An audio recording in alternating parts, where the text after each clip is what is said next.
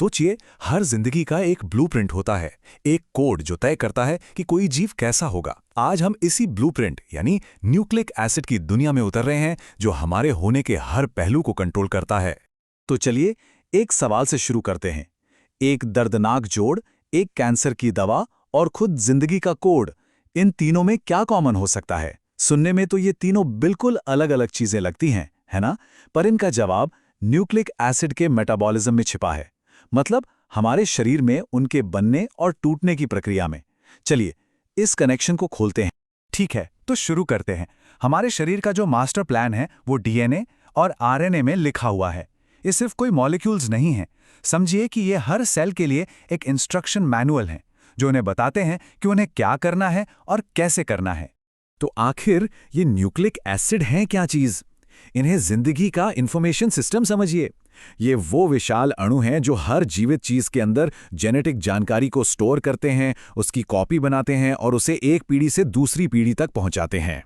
इसको ऐसे समझते हैं, डीएनए समझिए एक बहुत ही सेफ तिजोरी है। इसका काम है मास्टर कोड को सुरक्षित रखना, इसलिए इसका बहुत स्टेबल होना जरूरी है।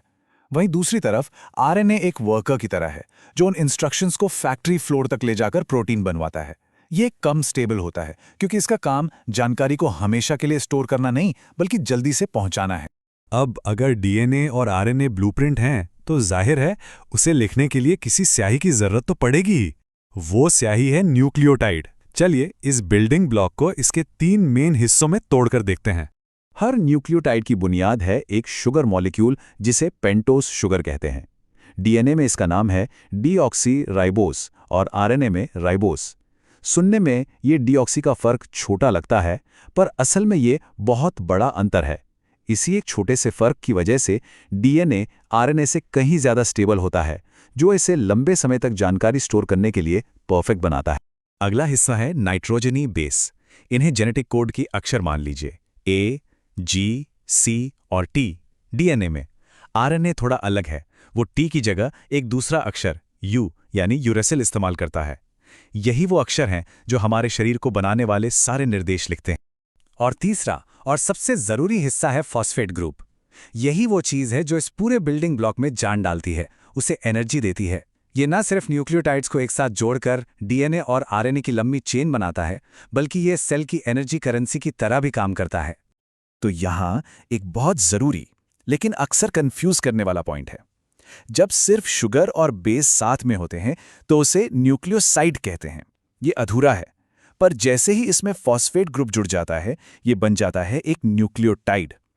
ये है हमारी पूरी एनर्जी से भरी स्याही, जिसे सेल जिंदगी का कोड लिखने के लिए इस्तेमाल करती है। वो फॉस्फेट ही असली गेम चेंजर है। चलिए अब देखते हैं कि ये सब असल में होता कैसे है। अपनी कोशिकाओं को एक बहुत बड़ी बिजी फैक्ट्री की तरह इमेजिन कीजिए।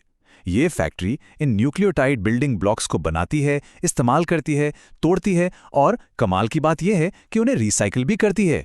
इस फैक्ट्री के अंदर स्याही बनाने के लिए 2 अलग-अलग असेंबली लाइंस हैं। प्यूरिन यानी ए और जी को सीधे शुगर के फ्रेमवर्क पर ही बनाया जाता है, लेकिन पाइरिमिडीन यानी सी, टी और यू पहले अलग से बनते हैं और फिर उन्हें शुगर से जोड़ा जाता है। ये प्रोडक्शन प्रोसेस में एक छोटा सा लेकिन बड़ा दिलचस्प फर्क है। अच्छा, जब प्यूरिन अपना काम पूरा कर लेते हैं तो फैक्ट्री को कचरे को भी ठिकाने लगाना पड़ता है। ये काम कई स्टेप्स में होता है। जैसा कि हम देख सकते हैं, इस्तेमाल हो चुकी प्यूरिन को पहले इनोसिन, फिर हाइपोजेंथिन और फिर जेंथिन में तोड़ा जाता है और आखिर में ये सब टूटकर बनता है यूरिक एसिड। ये जो आखिरी प्रोडक्ट है ना, यूरिक एसिड, इसे याद रखिएगा। ये आगे की कहानी में बहुत जरूरी किरदार निभाने वाला है।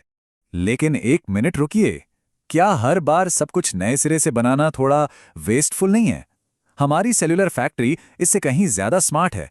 वो काम की चीजों को ऐसे ही बर्बाद नहीं करती। और यहीं पर हमारी फैक्ट्री की असली स्मार्टनेस सामने आती है। इसके पास एक जबरदस्त रिसाइकलिंग प्रोग्राम है, जिसे साल्वेज पाथवे कहते हैं।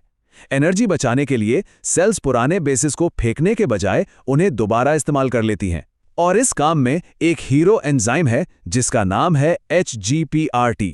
ये समझिए रिसाइकलिंग डिपार्टमेंट का सुपरवाइजर है, जो ग्वानिन और हाइपोक्सेंथिन जैसे कीमती सामान को बचा लेता है। लेकिन क्या हो अगर इस परफेक्ट चलती हुई फैक्ट्री की कोई मशीन खराब हो जाए? जब सिस्टम फेल होता है तो इसके नतीजे बहुत गंभीर बीमारियों की शक्ल में सामने आते हैं। यहाँ फैक्ट्री में होने वाले कुछ गड़बड़ियों के उदाहरण हैं। जब यूरिक एसिड बहुत ज्यादा बनने लगे तो गाउट हो जाता है। ये मानो फैक्ट्री का गार्बेज डिस्पोजल सिस्टम चोक हो गया है। जब HEPRT वाली रिसाइकलिंग मशीन टूट जाए तो लेशनाहान सिंड्रोम जैसी भयानक बीमारी होती है। और जब प्रोडक्शन लाइन में ही कोई खराबी आ जाए तो ओरोटिक एसिड्यूरिया जैसी दिक्कतें हो सकती हैं। चलिए गाउट को थोड़ा और करीब से देखते हैं। यहाँ प्रॉब्लम सीधी सी है, वेस्ट डिस्पोजल सिस्टम जाम हो गया है। बहुत ज्यादा यूरिक एसिड बनकर जोड़ों में क्रिस्टल की तरह जमा हो जाता है, जिससे भयानक दर्द होता है।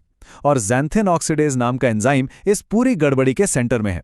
यही है हमारे शुरुआती सवाल के दर्दनाक जोड़ का असली कारण। अब बात करते हैं लेशनाहान सिंड्रोम की। ये रिसाइकलिंग सिस्टम का एक भयानक फेलियर है। याद है वो हीरो एंजाइम HGPRT, हमारी रिसाइकलिंग मशीन? जब वो मशीन ही टूट जाती है तो सेल्स प्यूरिन के रीयूज नहीं कर पाती। नतीजा, सारा का सारा माल कचरे में चला जाता है, जिससे न सिर्फ यूरिक एसिड का पहाड़ बन जाता है बल्कि बहुत ही गंभीर न्यूरोलॉजिकल प्रॉब्लम भी होती हैं। ये सब सुनने में काफी डरावना लग सकता है, लेकिन यहाँ एक अच्छी खबर भी है। जब हम इन रास्तों को समझ लेते हैं तो मेडिसिन इन सेल्युलर फैक्ट्रियों में दखल दे सकती है। एक तरह से सिस्टम को हैक करके बीमारियों का इलाज कर सकती है। ये स्लाइड दिखाती है कि यह हैकिंग असल में काम कैसे करती है। हर दवा फैक्ट्री के अंदर एक खास मशीन को टारगेट करती है। जैसे एलोप्यूरिनॉल गाउट के लिए है, जो कचरा बनाने वाली मशीन को धीमा कर देती है। वहीं मेथोट्रेक्सेट और 5-फ्लूरोयूरासिल जैसी दवाएं सीधे न्यूक्लियोटाइड बनाने वाली असेंबली लाइन में ही दखल देती हैं, जिससे कैंसर सेल्स को बढ़ने से रोका जाता है। और यहीं पर हमारे शुरुआती सवाल का दूसरा हिस्सा, यानी कैंसर की दवा, सामने आता है। तो गाउट वाले केस पर वापस चलते हैं। हमें पता है कि प्रॉब्लम ज़ैंथिन ऑक्सीडेज नाम का एंजाइम है, जो जरूरत से ज्यादा यूरिक एसिड बना रहा है। तो जाहिर है इलाज के लिए हमारा टारगेट भी यही एंजाइम होगा। और एलोप्यूरिनॉल नाम की दवा ठीक यही करती है। ये ज़ैंथिन ऑक्सीडेज एंजाइम को ब्लॉक कर देती है। ये ठीक वैसा ही है जैसे उस मशीन के काम में रोड़ा अटका देना जो बहुत ज़्यादा कचरा बना रही है।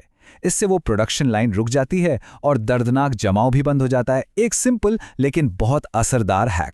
तो हमारे शरीर एक अविश्वसनीय रूप से डायनामिक सिस्टम है, जो लगातार अपने सबसे बुनियादी कोड को बना रहे हैं, तोड़ रहे हैं और रिसाइकल कर रहे हैं। आज की दवा इस कोड को हैक करने का एक तरीका है, जिससे बीमारियों का इलाज होता है। तो ये पूरी कहानी हमें बहुत बड़े सवाल पर लाकर छोड़ देती है। अगर हम आज ब्लूप्रिंट को हैक कर सकते हैं, तो कल का भविष्य क्या है? क्या हम इसे एडिट करने और फिर से लिखने में भी कामयाब होंगे? ये एक ऐसी बात है जिस पर जरूर सोचना चाहिए।